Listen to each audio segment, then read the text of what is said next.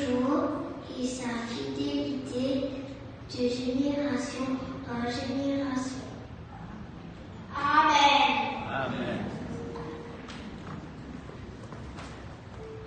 Chère Église de Beaubassin, on a entendu nos enfants nous interpeller. Donc on va chanter à la gloire de Dieu le cantique numéro 30.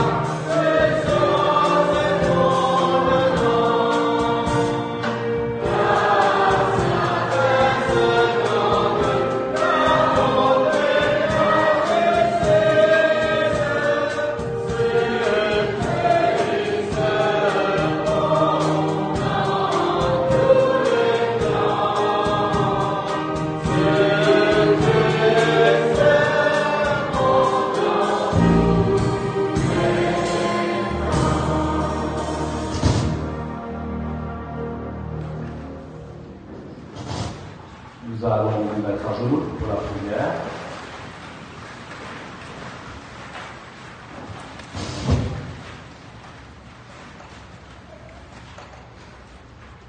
Notre Dieu, notre Père, ton Église de Beaubassin est à genoux devant toi parce qu'elle veut reconnaître que tu es son Dieu, son Rédempteur, son Libérateur. Nous voulons aussi, par notre présence ici, annoncer que tu es notre Dieu créateur et qu'en ce jour de sabbat, nous nous rappelons que Dieu nous vient de toi. Nous voulons aussi faire dire à cette ville comment tu es grand, comment tu es bon. Et nous aurions aimé pouvoir témoigner, dire comment pendant cette semaine tu as veillé sur chacun d'entre nous. Tu as pourvu à nos besoins. Tu as accordé à nos familles ce dont elles avaient besoin pour leur subsistance. Merci pour ta sollicitude, merci pour ton amour. Mais surtout, merci pour ta grâce, parce que nous réalisons que nous avons besoin d'être pardonnés. Veuille Seigneur nous laver et nous purifier, car nous avons continué à faire le mal contre ton nom, contre notre prochain. Et nous voulons en cet instant réaliser cela, nous rappeler que Jésus est mort pour chacun d'entre nous à la croix, que le péché et le poids de nos péchés est tellement lourd, et surtout que tu puisses nous aider par ton Saint-Esprit à marcher en nouveauté de vie. Seigneur, alors que nous sommes ici, nous sommes aussi là pour continuer à te solliciter, continuer à implorer ta grâce et ton amour dans notre vie. Écoute chaque prière silencieuse qui monte vers toi en ce moment. Bénis chaque famille qui a besoin de ta présence. Bénis chaque personne qui a besoin que tu interviennes. Que nous puissions avoir la foi, que nous puissions continuer à placer notre confiance en toi, alors que nous vivons des moments de difficultés financières, familiales, difficultés dans notre santé. Seigneur, que tu puisses agir dans ton amour et selon ta volonté pour chacun d'entre nous. Nous voulons aussi te prier pour notre pays, afin que tu continues à veiller sur ce pays. Il passe par des moments difficiles comme partout ailleurs dans le monde, mais Seigneur, nous voulons encore profiter des moments favorables pour parler de toi. Et pour cela, continue à bénir chaque adventiste là où il vit dans sa localité, afin qu'il puisse être une lumière.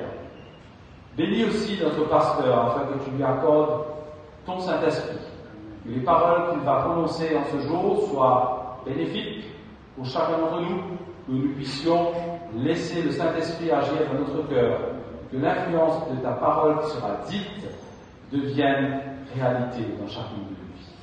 Nous voulons te prier, te demander d'être avec nous pendant le reste de ce sabbat, et que tu nous bénisses comme tu nous le promets, car nous te demandons toutes ces grâces dans les mérites seuls de Jésus notre Sauveur. Amen.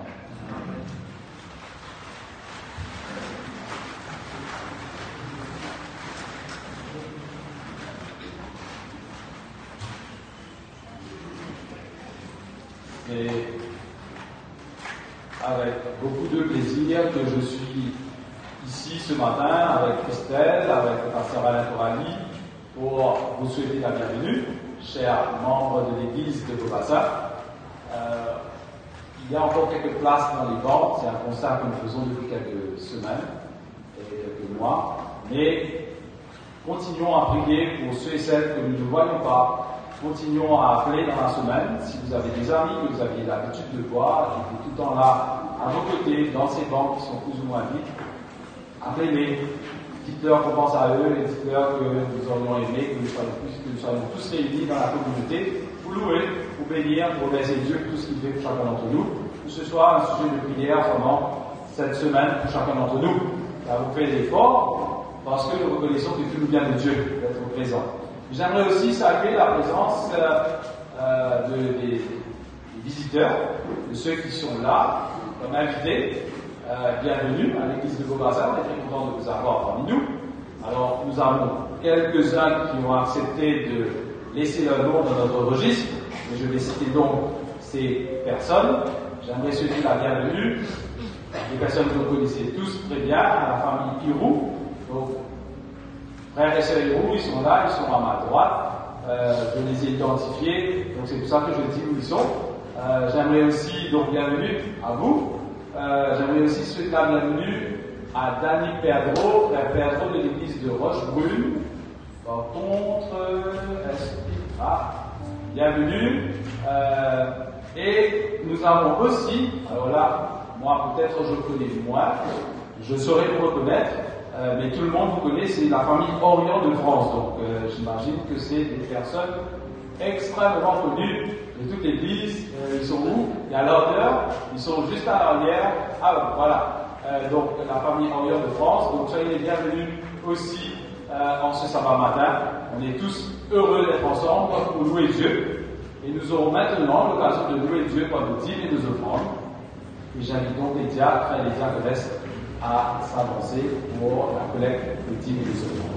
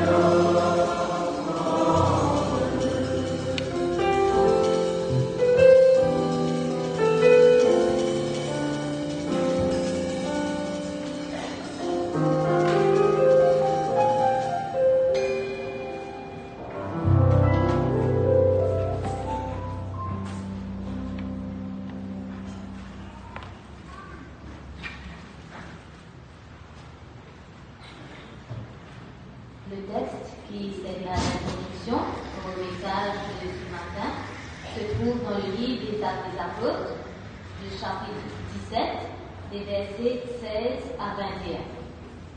Acte 17, versets 16 à 21. Et je vais lire la version Bible du Seigneur.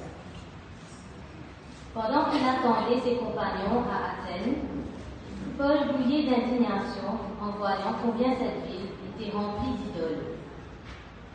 Il discutait donc à la synagogue avec les Juifs et les non-Juifs qui adoraient Dieu, et chaque jour sur la place publique avec tous ceux qu'il rencontrait. Quelques philosophes, des épicuriens et des stoïciens, engageaient aussi des débats avec lui. Les uns disaient: qu'est-ce que cette fille Babor peut bien vouloir dire? D'autres disaient: on dirait qu'il prêche des divinités étrangères. En effet, Paul annonçait Jésus et la résurrection.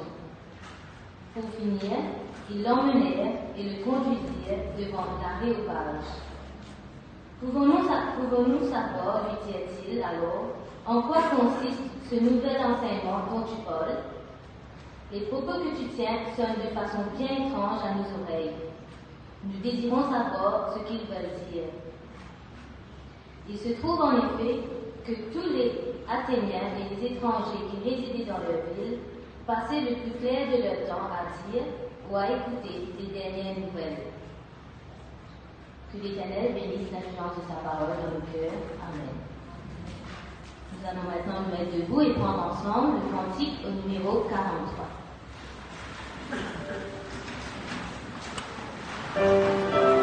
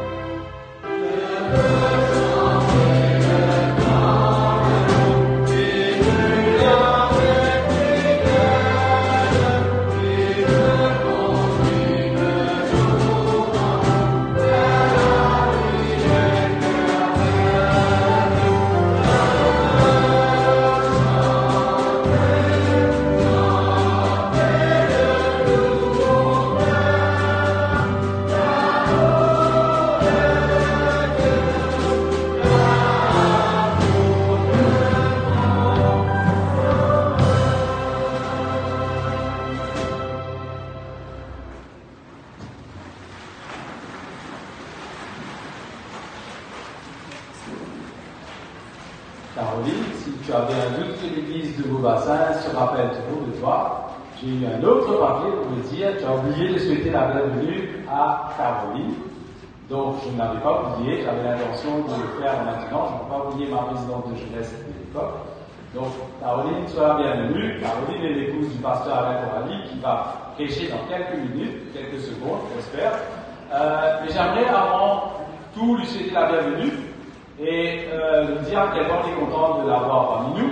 Il vous dira aussi pourquoi je suis un peu plus heureux, il vous donnera quelques informations peut-être juste avant de commencer, mais j'aimerais simplement, pour ceux qui ne le connaissent pas, rappeler que le pasteur Alain Corali revient d'une longue affectation comme secrétaire général de la division East, je le dis en anglais pour ne pas, East Central Africa.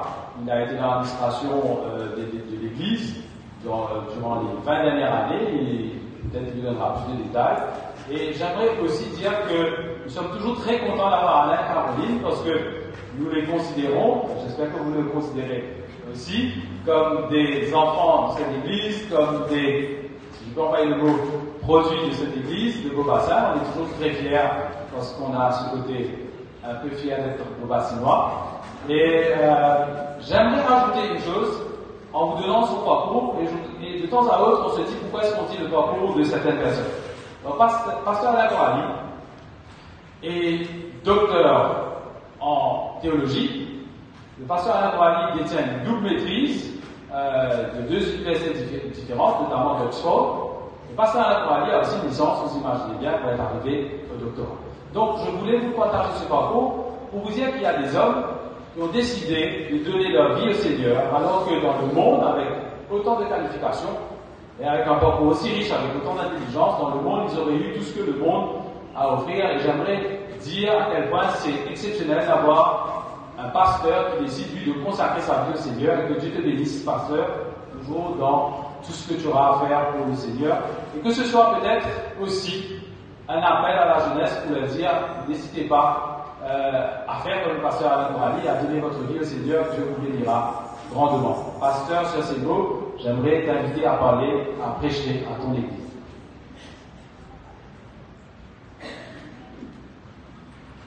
Merci Yann pour ces paroles d'introduction. Cela fait vraiment chaud au cœur de savoir qu'on se retrouve à la maison de nouveau et de pouvoir partager la parole de Dieu. Ce matin, c'est une joie pour moi de retrouver les visages familiers et ainsi de pouvoir se reconnecter. Comme Yann vient de le dire, on a passé beaucoup de temps à l'extérieur. J'ai été pasteur la dernière fois, pasteur de district il y a 20 ans de cela, quand j'étais pasteur à l'église de Marbourg, Escalier et Prosper. Et donc, je vais me retrouver de nouveau dans le pastorat à plein temps, et tout en me rappelant les années que j'ai passées dans l'administration. Ce matin, j'aimerais remercier 2 pasteurs qui ont eu une influence extraordinaire dans ma vie, et ils sont tous les 2 là ce matin, à savoir le pasteur Guillaume et le pasteur Patrice Salette. Ils ont été ceux qui m'ont formé, qui m'ont inspiré et de faire de moi qui je suis aujourd'hui. Ce matin, je suis aussi porteur de nouvelles. Je ne sais pas si on pourrait parler de bonnes nouvelles. Je crois que c'est une bonne nouvelle.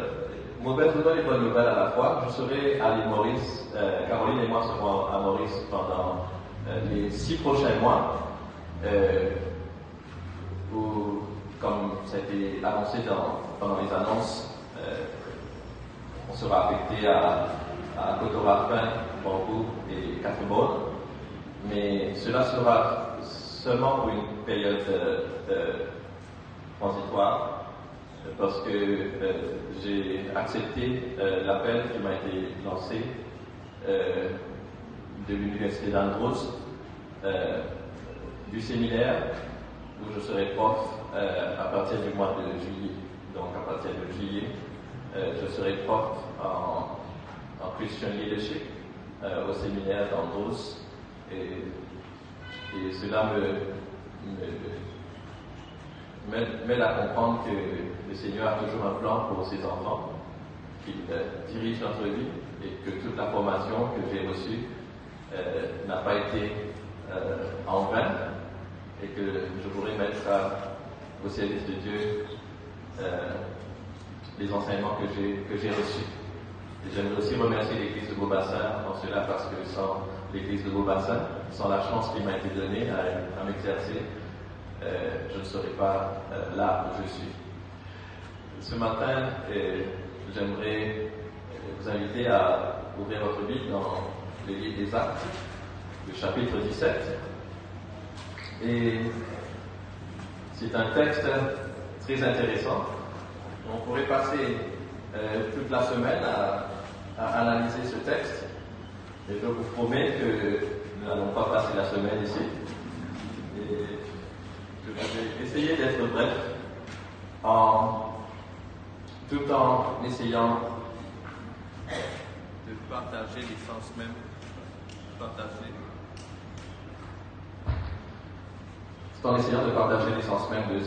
de ce message. J'aimerais parler de ce texte parce que après 20 ans passés à l'étranger, étant impliqué non seulement dans l'administration mais dans l'évangélisation, je me rends compte qu'il y a un grand besoin pour nous à Maurice de peut-être revoir la façon que nous évangélisons. Je ne viens pas ici pour vous faire la morale, mais je viens ici simplement pour vous présenter un texte de la Bible et espérer en tirer des enseignements qu'on retrouve dans ce texte, à savoir comment devons-nous évangéliser. Et j'aimerais prendre l'exemple de l'apôtre Paul ce matin, alors qu'il se trouvait à Athènes. C'est un moment grand dans la vie, dans le ministère de Paul, et lorsqu'il se retrouve dans l'une des plus grandes villes de l'époque, à savoir Athènes. Nous avons déjà lu le texte et j'aimerais revoir le verset 21. Il nous est dit, il se trouve en effet que tous les Athéniens et les étrangers qui résidaient dans leur ville passaient le plus clair de leur temps à dire et à écouter les dernières nouvelles. Nous rencontrons ici l'apôtre Paul dans cette célèbre ville d'Athènes. Sa venue à Athènes n'est pas le fruit du hasard. Lors de l'année qui a précédé sa visite à Athènes, il a rencontré bon nombre de difficultés. Il fut expulsé d'un endroit appelé Antioche. On a failli le lapider à Iconium. On le crut mort à Lystre. On l'a fouetté et jeté en prison à Philippe. À l'étape suivante, sa visite provoqua une émeute. À Bérée, il fut expulsé de la ville par une foule en colère. Et vous essayez de vous imaginer pendant tous ces mois vivre ces moments, et ses compagnons ont sans doute dit « Paul, c'est assez ». Et donc ils ont organisé son départ pour la ville d'Athènes, où il devait attendre Silas et Timothée. Mais devinez quoi? Aussitôt arrivé à Athènes, Paul prêche. C'est comme un feu qui brûle dans ses entrailles. Il n'arrive pas à rester tranquille. Il doit prêcher l'évangile. Et vous connaissez la suite, n'est-ce pas? Vous connaissez l'histoire. Comment sa prédication s'est terminée? Nous lisons au verset 32. Lorsqu'ils entendirent parler de résurrection, les uns se moquèrent de Paul. Les autres lui dirent, nous t'écouterons là-dessus une autre fois. Voilà un groupe. Mais il y en avait aussi un autre groupe. Le verset suivant déclare, cependant, quelques auditeurs se joignirent à lui et devinrent croyants, en particulier Denis, un membre de l'Aréopage, une femme nommée Damaris, et d'autres avec eux. Voilà ce qui se passe avec le partage de l'évangile. Certains accepteront la bonne parole immédiatement, d'autres hésiteront et d'autres encore la rejetteront. Si nous sommes comme Paul, nous continuerons à prêcher l'Évangile quoi qu'il advienne. Car nous savons que l'Évangile ne concerne pas notre ego, mais la gloire de Dieu. Nous savons que l'objectif, quand on proclame l'Évangile, ce n'est pas simplement d'accumuler des nombres, mais d'élever le nom de Jésus. Il ne s'agit pas ici d'enregistrer des résultats rapides, mais d'œuvrer en vue des conséquences éternelles.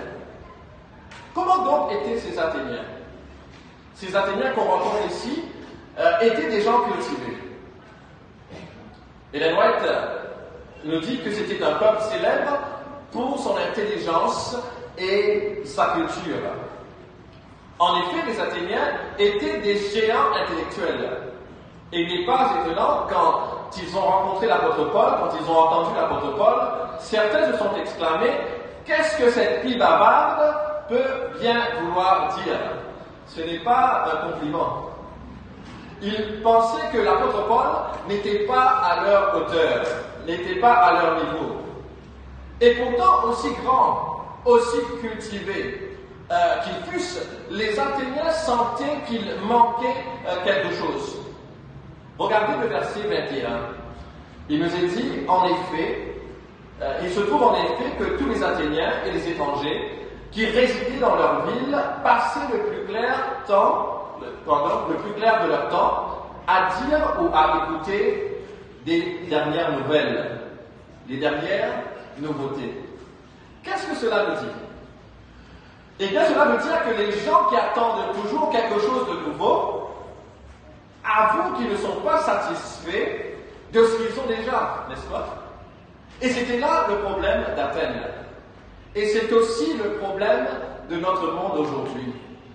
Beaucoup ne sont pas satisfaits de ce qu'ils sont. Ils accumulent les connaissances, ils accumulent les richesses, mais ils sont toujours à la recherche de plus, toujours en attente de quelque chose de nouveau. Beaucoup se rappelleront de ce chant, peut-être ceux de ma génération, de ce chant de U2. But I still haven't found what I'm looking for. C'était un peu le cas des Athéniens. Beaucoup aujourd'hui sont socialement déconnectés. Ils sont spirituellement sous-alimentés et sont émotionnellement peu inspirés. Beaucoup d'études peut-être, mais peu de sagesse. Parés de nombreux diplômes, mais possédant peu de valeur morale. Collés aux chaînes d'information sans pour autant faire montre de réflexion. À Athènes, ce ne sont pas les dernières modes vestimentaires, les derniers gadgets, les derniers divertissements ou autres tendances qui enthousiasmaient la population. C'était plutôt les idées les plus récentes. Les Athéniens aimaient débattre sans fin. Ces Athéniens étaient les enfants de Platon, de Socrate, d'Aristote. Les enfants des plus grands intellectuels, les plus grands philosophes que le monde n'ait jamais connus. Et pourtant, voyez-vous, ces gens n'étaient pas satisfaits. Ils attendaient toujours quelque chose de nouveau. Et quiconque arrivait avec une nouvelle théorie ou une nouvelle idée, ils se précipitaient dessus. Pourquoi? Parce qu'ils n'étaient pas satisfaits.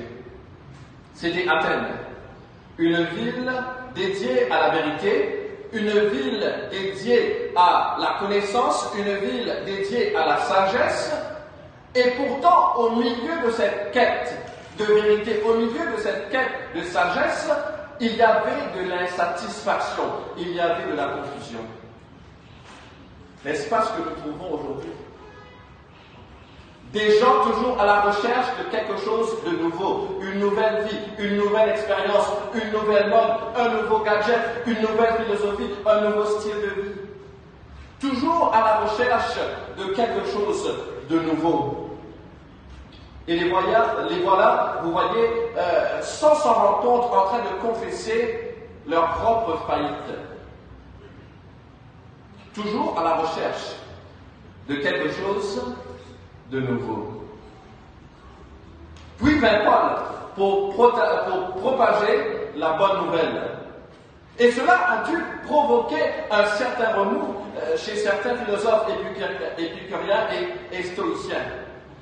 Les épicuriens considéraient le plaisir sensuel comme le bien principal de l'homme, alors que les stoïciens considéraient que toutes les choses étaient régies par un destin irrésistible.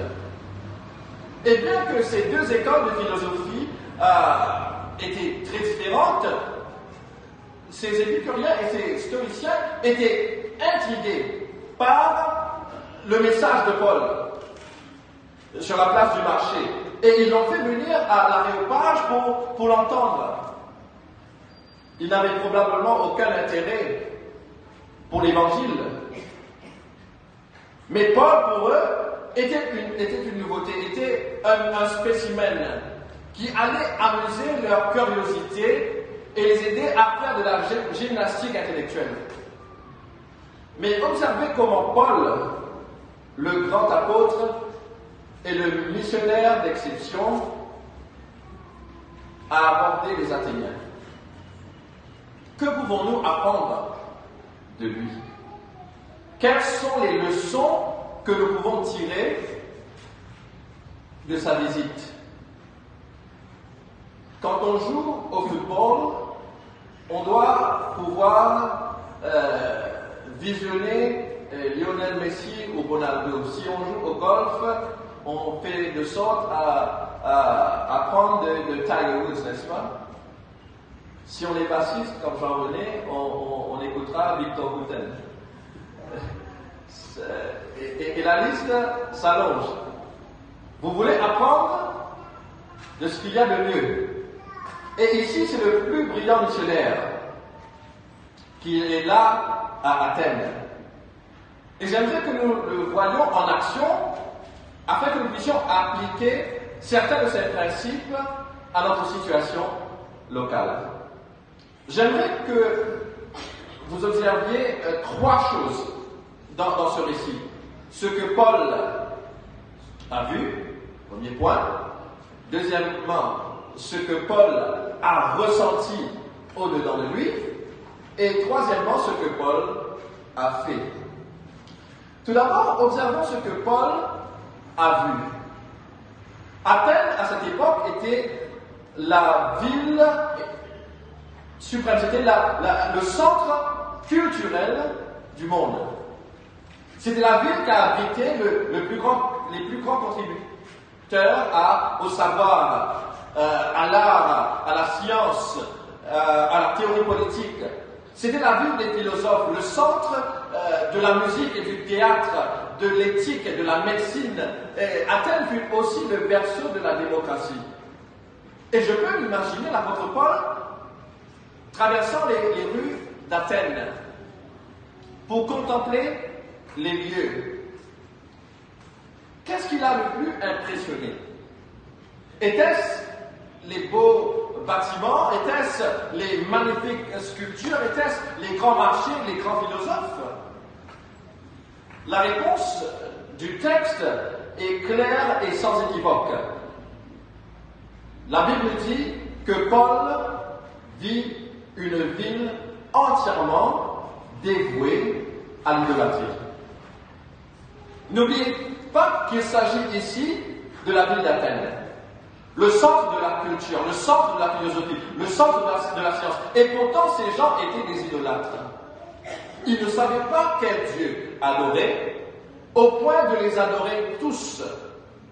En fait, juste au cas où un Dieu leur manquerait, ils érigèrent un autel à un Dieu inconnu.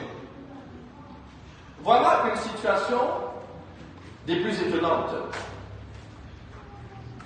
Lorsque Paul visita Athènes, il vit une ville pleine d'idoles.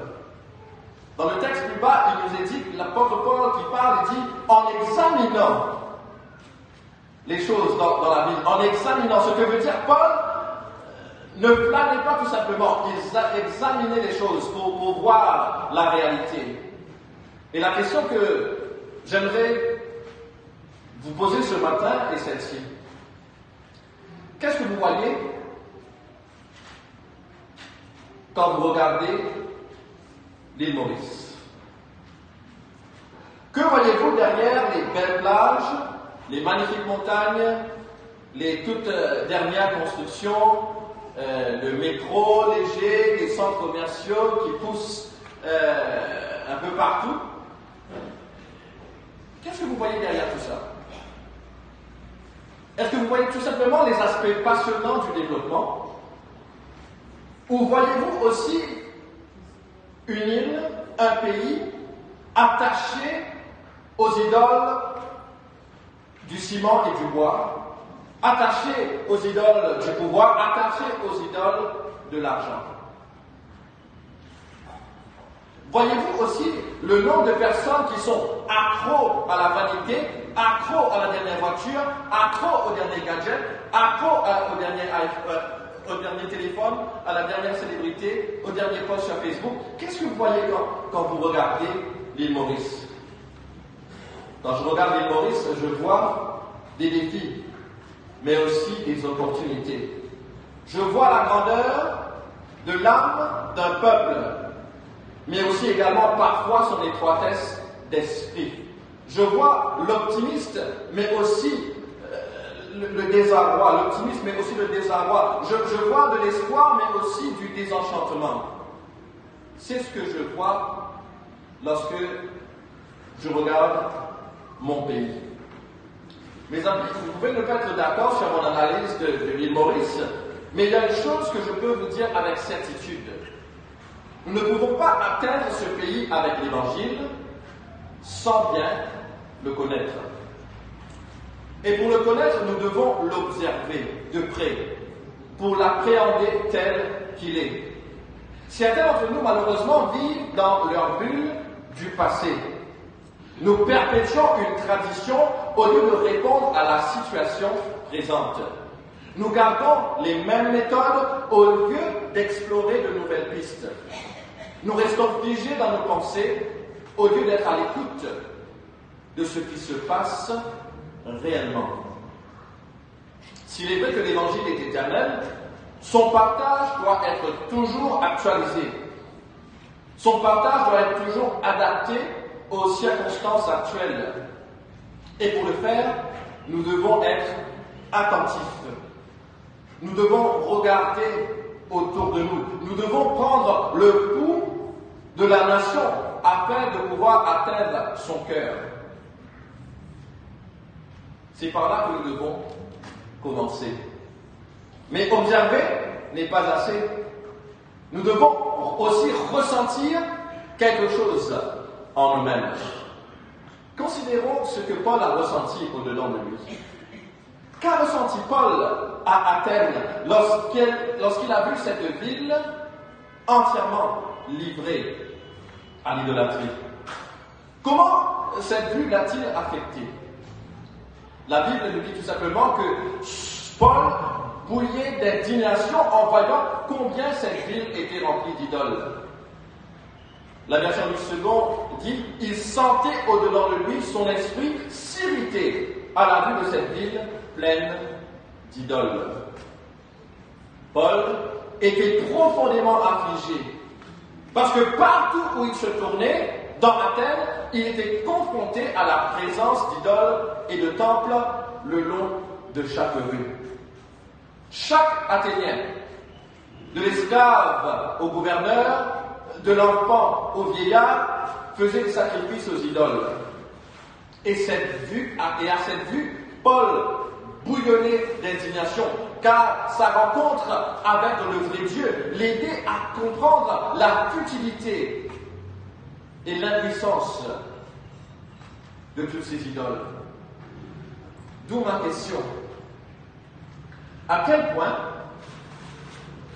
sommes-nous affligés, troublés, dérangés par ce qui se passe autour de nous?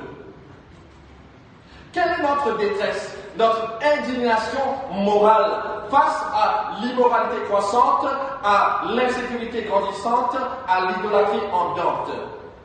Qu'est-ce qui se passe au-delà de nous? Sommes-nous tellement adaptés à ce monde que cela ne nous choque plus?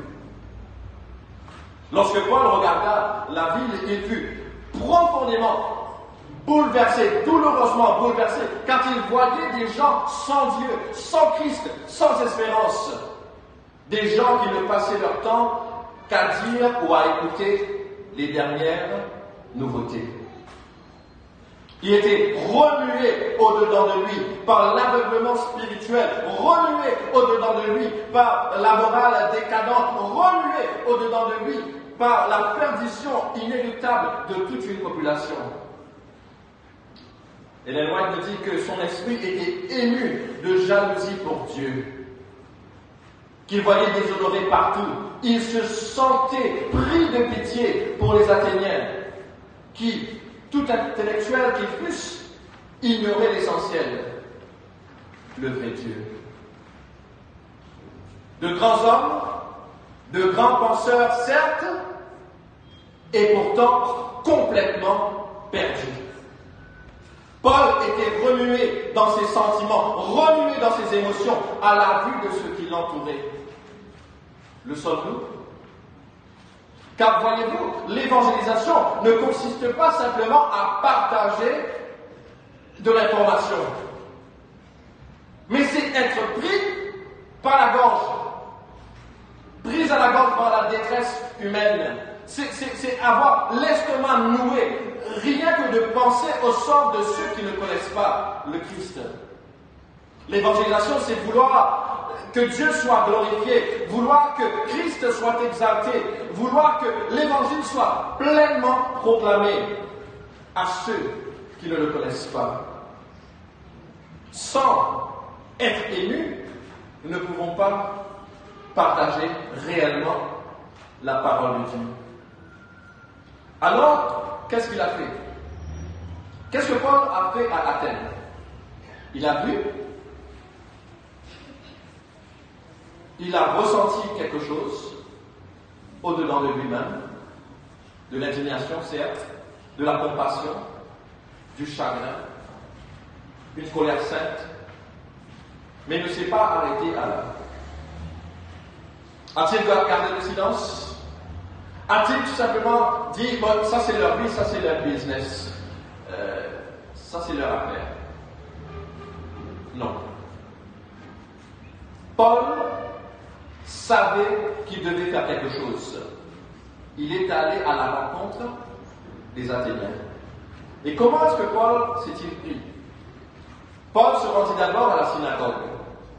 C'était bien sûr son habitude à chaque fois qu'il visitait une ville. Il établissait le contact d'abord avec une synagogue.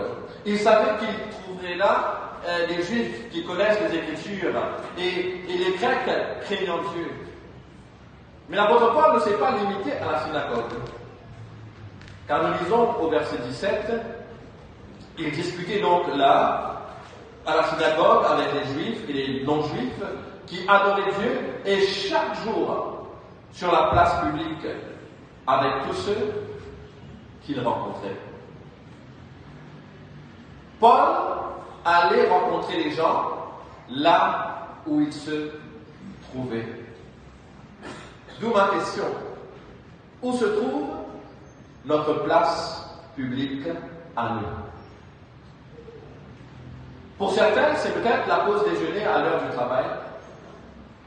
Pour d'autres, il s'agit peut-être d'engager une conversation dans le bus,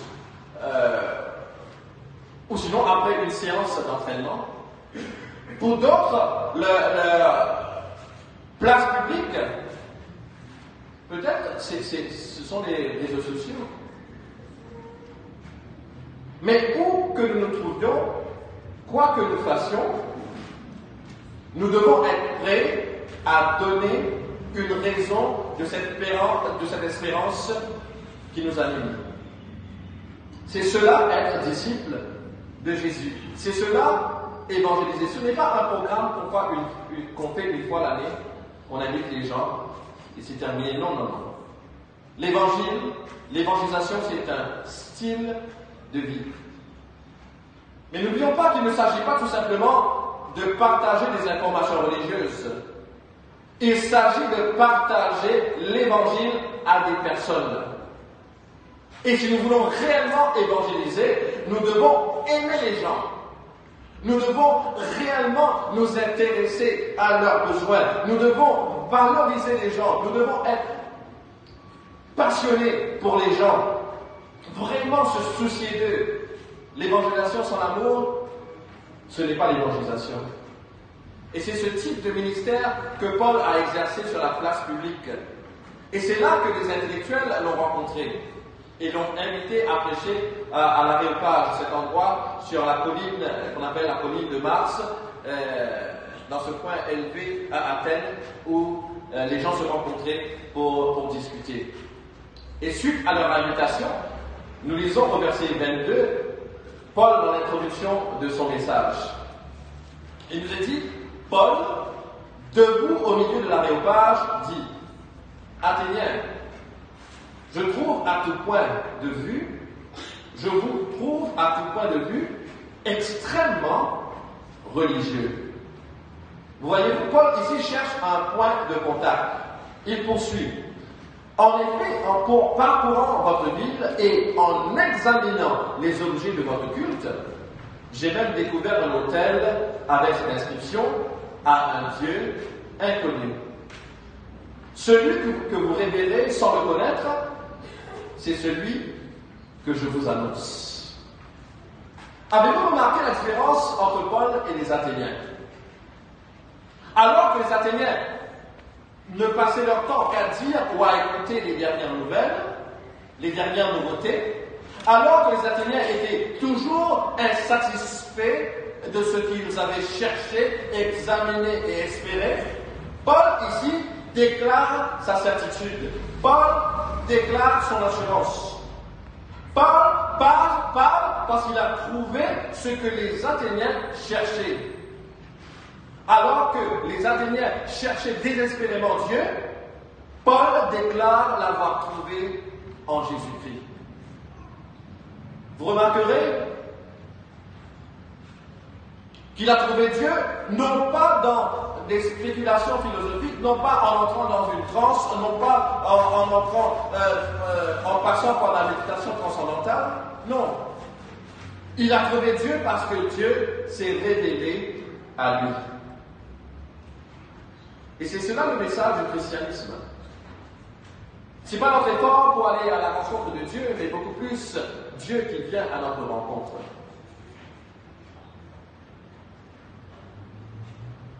Nous ne pouvons servir Dieu sans que Dieu ne se révèle à nous. C'est Dieu qui prend l'initiative du salut. Nous ne pouvons pas connaître la volonté de Dieu sans Dieu. Nous ne pouvons pas percer les vérités de ce monde sans Dieu. Si Dieu ne nous révèle pas sa lumière, nous mourrons dans l'obscurité. S'il ne nous bénit pas, nous ne pouvons être une bénédiction auprès des autres. S'il ne s'approche pas de nous, nous ne pouvons pas nous approcher de lui. C'est Dieu qui prend l'initiative. Et c'est ce que Paul avait découvert dans sa propre vie. Et donc, quel a été le message principal de Paul? Était-ce la folie de l'idolâtrie? Oui. Était-ce la vraie nature de Dieu? Oui. S'agissait-il du jugement imminent et de la nécessité de se repentir? Oui, tout cela. Mais qu'est-ce qui était au cœur même du message de Paul? Le verset 18 le dit clairement. Paul prêchait Jésus et la résurrection. Et je crois ici que Jésus et la résurrection est une phrase qui désigne l'ensemble de l'Évangile. C'est un résumé complet de la foi chrétienne. Partout où Paul allait, il prêchait l'Évangile. Et c'est cela le seul espoir du monde ce matin. Il n'y a pas d'autre espoir.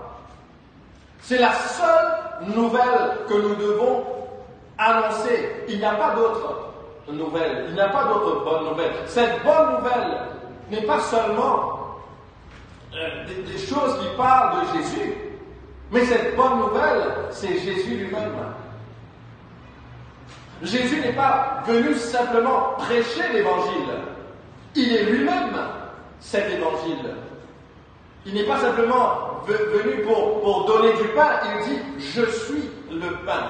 Il n'est pas venu pour faire la lumière sur la situation désespérante de l'homme, il dit « je suis la lumière ». Il n'est pas venu simplement pour nous montrer la porte, il dit « je suis la porte ». Il n'est pas simplement venu pour nommer un berger, il dit « je suis le bon berger ». Il n'est pas simplement venu pour indiquer le chemin, il dit « je suis le chemin, la vérité et la vie ». L'Évangile nous rappelle que nos bonnes œuvres, nos mérites, notre justice ne peuvent nous sauver. Le salut est accompli en Jésus seul. Aucune de nos actions, aucun exploit, aucun sacrifice pour les autres ne peuvent nous donner l'accès au ciel. Seul Christ peut le faire. C'est cela l'Évangile. Ainsi, tout projet de vie, tout projet de salut personnel fondé sur les efforts de l'homme est voué à l'échec. Mais la Bible déclare que le salut a été obtenu en Christ. Que le salut est venu parce que Christ est venu. Que le salut, nous le recevons grâce à sa mort sur la croix. Oui, ils l'ont condamné, ils l'ont crucifié, ils ont enterré son corps dans la tombe, ils ont roulé une pierre dessus, ils ont scellé cette tombe et ils ont mis des soldats pour la garder. Mais Christ a brisé les chaînes de la mort, Christ a brisé les liens de la mort et ce Jésus vit éternellement. C'est ça la bonne nouvelle. Jésus est vivant, il intercède à la droite de Dieu le Père et il reviendra dans la gloire pour nous prendre avec lui. C'est cela la bonne nouvelle. Paul n'aurait jamais été à Athènes si ce n'était que pour l'évangile. Et nous ne pouvons pas évangéliser sans l'évangile. C'est drôle de le dire. Mais certains prêchent tout sauf Christ. Des théories à vous faire devenir fou. Alors que l'évangile est tellement clair que Christ est notre seul accès à Dieu, notre seul accès au ciel, notre seul accès à la vie éternelle. Christ et Christ seul. Et voilà notre mandat pour l'île Maurice. Proclamer l'évangile. Voilà notre mission. Voilà pourquoi nous sommes là. Pour témoigner du fait que Dieu a agi en la personne de Jésus-Christ. Ce Jésus qu'il a ressuscité des morts. Tel était le message de Paul.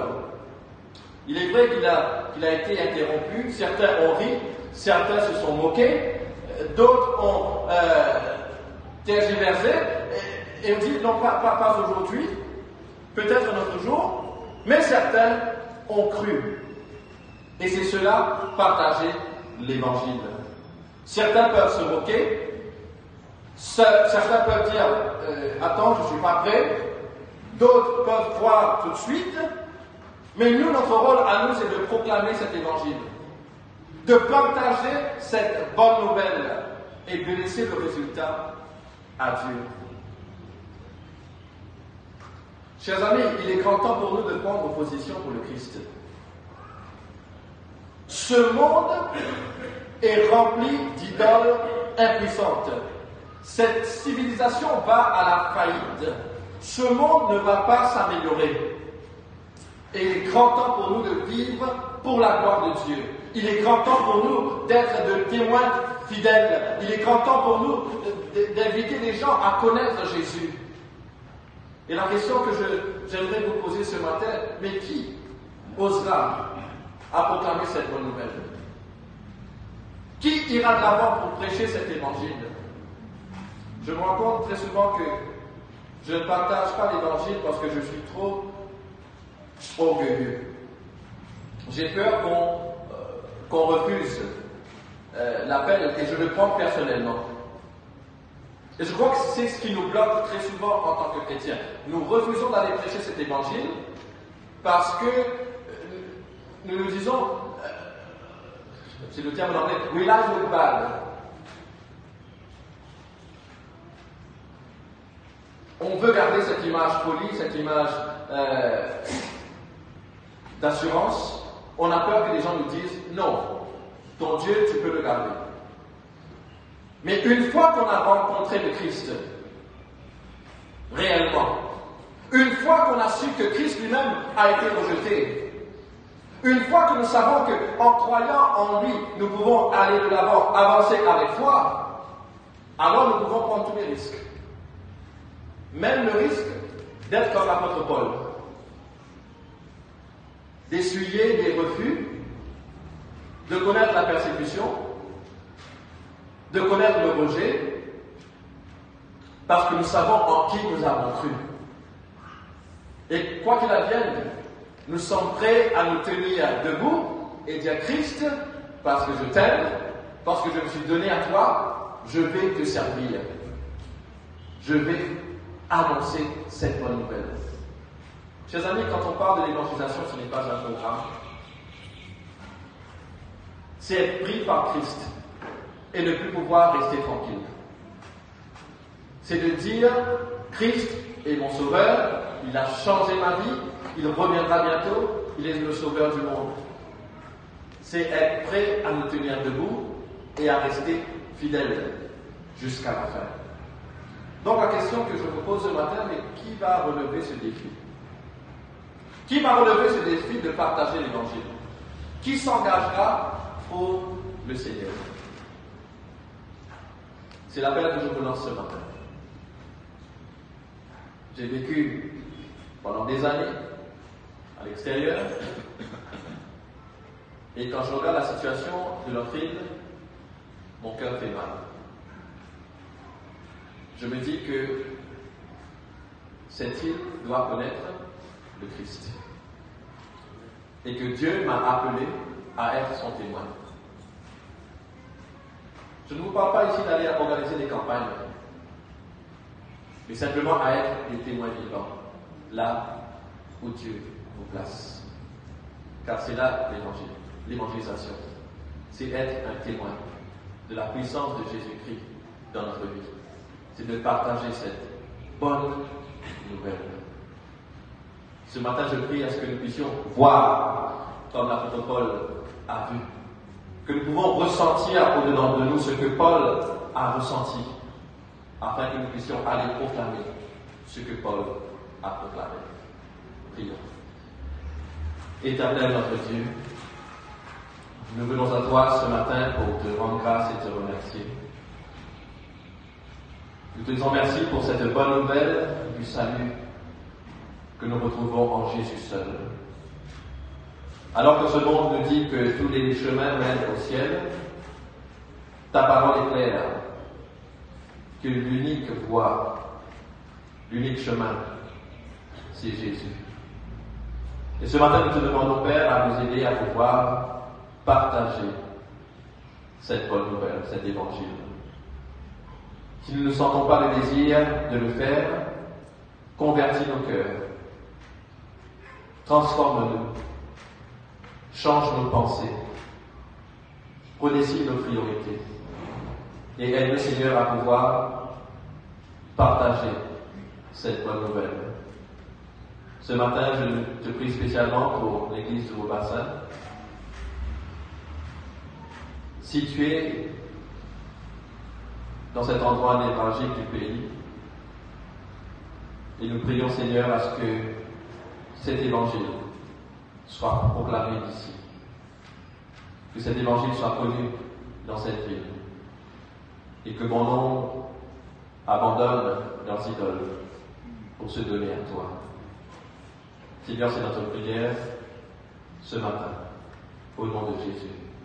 Amen.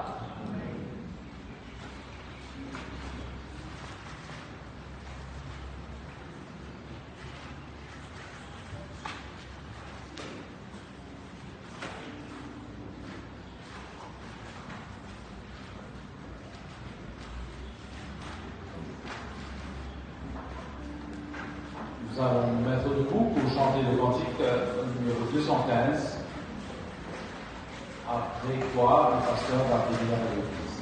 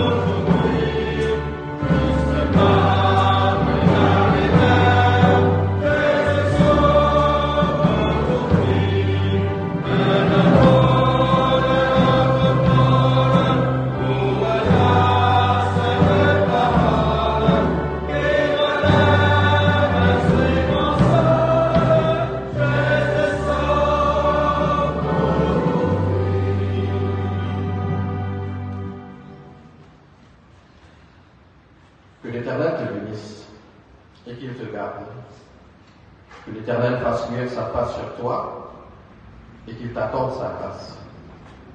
Que l'Éternel tourne sa face vers toi et qu'il te donne la paix. Amen.